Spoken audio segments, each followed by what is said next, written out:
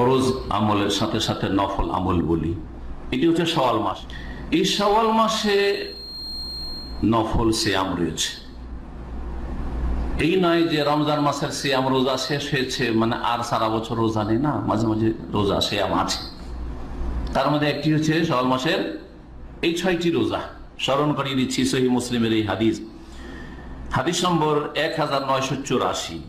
নবী মুহাম্মদ রাসূলুল্লাহ সাল্লাল্লাহু আলাইহি ওয়াসাল্লাম থেকে আবু আইয়ুব আনসারী রাদিয়াল্লাহু তাআলা বর্ণনা করছেন, বলছেন রাসূলুল্লাহ সাল্লাল্লাহু আলাইহি ওয়াসাল্লাম যে মান সামা রমাদানা, যেই ব্যক্তি রমজান মাসের সিয়াম পালন করলো, রোজা রাখলো, সুম্মা আতবাহু সিত্তাম মিন শাওয়াল, আর তারপরে 6টি শাওয়াল মাসের সিয়াম পালন করলো, রোজা রাখলো, 6টি রোজা রাখলো, কানা কাসিয়াম মিদ্দাহর, কি পাবে?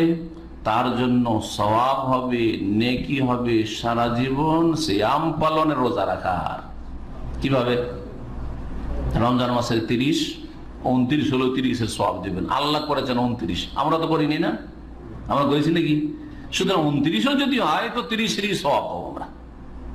আমরা প্রস্তুত আছি 30, আল্লাহ যদি 30 মাস করতো আমরা 30, আল্লাহ আমাদের কিছু ডিসকাউন্ট দিয়ে দিলেন, তাই না? 29-এর চাঁদ হয়ে গেল, 30 ওইদিকে হইলো, আর 6 কত হইলো?